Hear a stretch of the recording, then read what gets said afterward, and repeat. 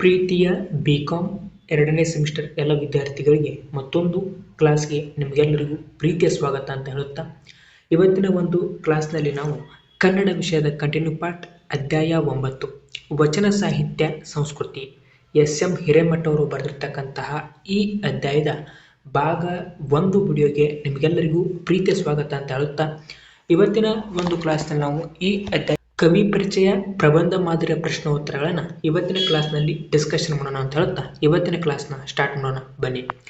ಮೊದಲಿಗೆ ಕರ್ತ್ಯ ಕೃತಿ ಪರಿಚಯವನ್ನು ನೋಡೋದಾದರೆ, ಕನ್ನಡದ ಪ್ರಮುಖ ಲೇಖಕರಲ್ಲಿ ಎಸ್.ಎಂ. ಹಿರೇಮಠ ಒಬ್ಬರು.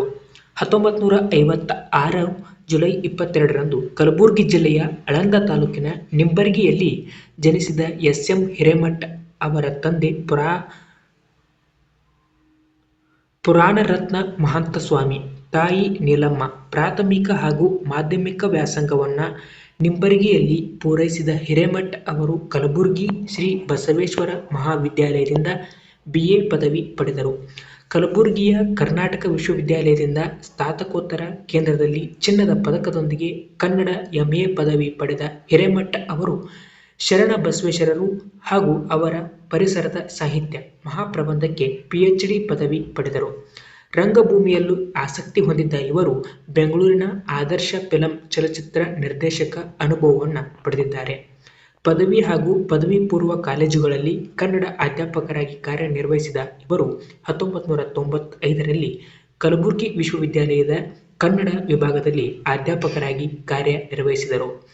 35 ವರ್ಷಗಳ ಸುದೀರ್ಘ ಅಧ್ಯಾಪಕ ವೃತ್ತಿಯ ನಂತರ ನಿವೃತ್ತಿ ಪಡೆದ ಎಸ್.ಎಂ. ಹಿರೇಮಠ ಅವರು ಸದ್ಯ ಕಲಬುರಗಿಯಲ್ಲಿ ನೆಲೆಸಿದ್ದಾರೆ.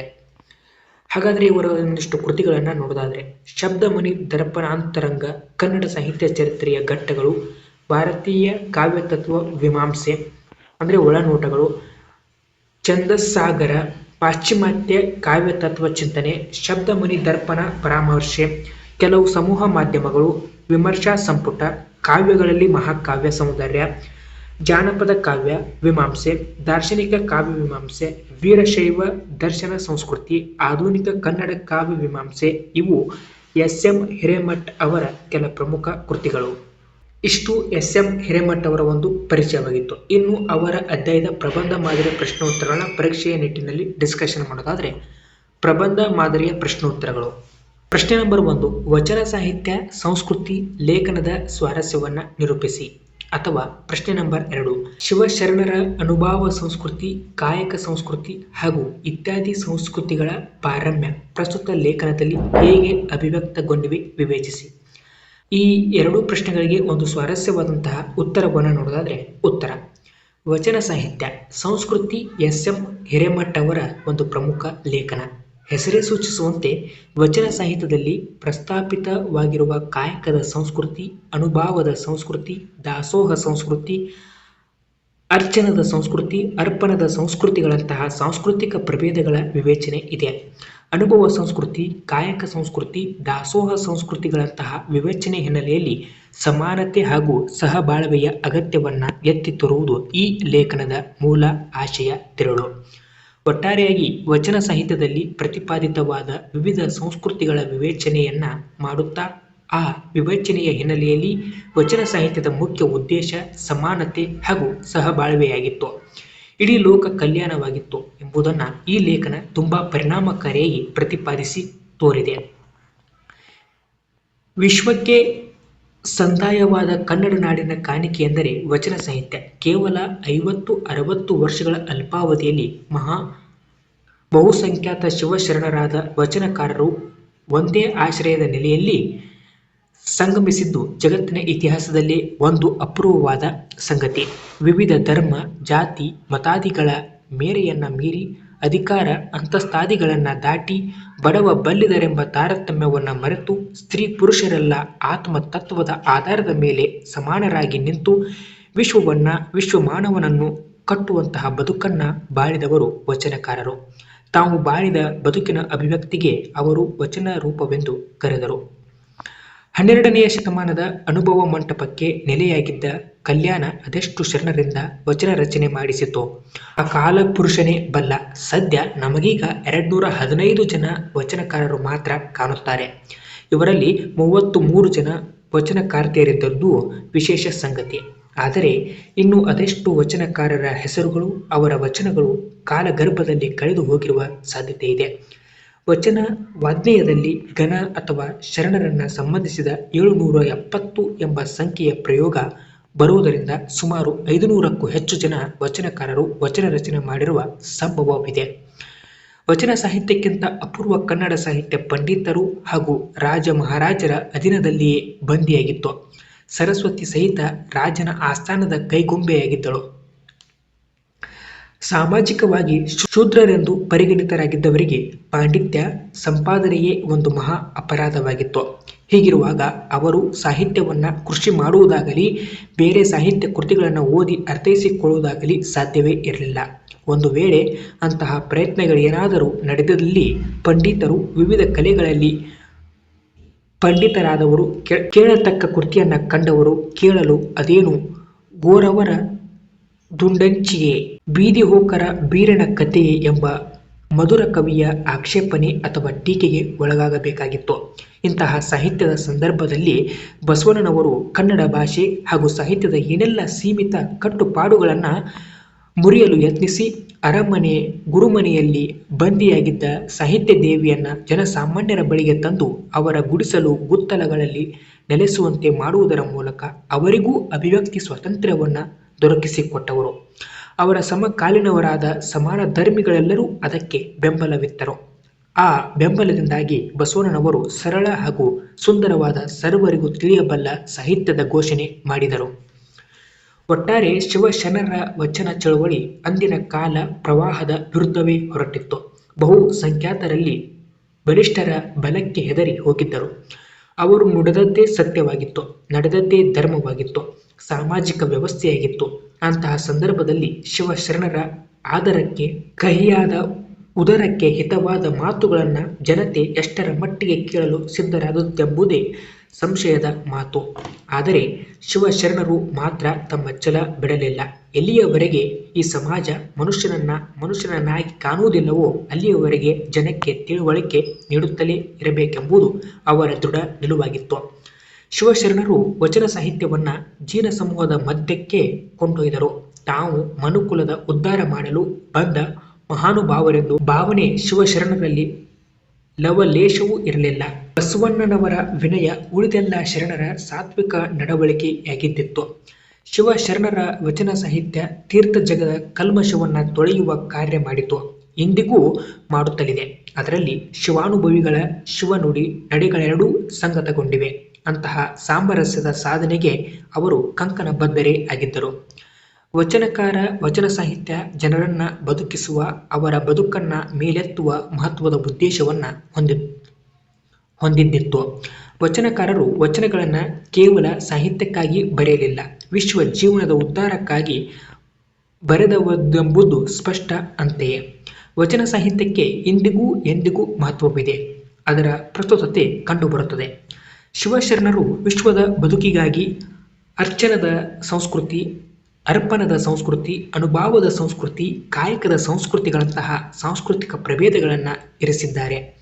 ಏಕದೇವೋಪಾಸನೆಯ ನೆಲೆಯಲ್ಲಿ ವೀರಶೈವದ ಆದ್ಯ ಲಾಂಛನ ಶಿವಶರಣರ ಕುರುಪಿನ ಕುರುಹಾಗಿ ಇಷ್ಟಲಿಂಗವಾಯಿತು. ಇಷ್ಟಲಿಂಗವನ್ನ ಅರ್ಚಿಸಿ ಲಿಂಗದ ಗುಣಗಳನ್ನು ತನ್ನಲ್ಲಿ ಕರಗತ ಮಾಡಿಕೊಳ್ಳುವ ಸಾಧಕ ಲಿಂಗ ಸ್ವರೂಪವೇ ಆಗುವುದು ಶರಣ ಸಂಸ್ಕೃತಿಯ ಆತ್ಯಂತಿಕ ಸಿದ್ಧಿ ಎನಿಸಿತು.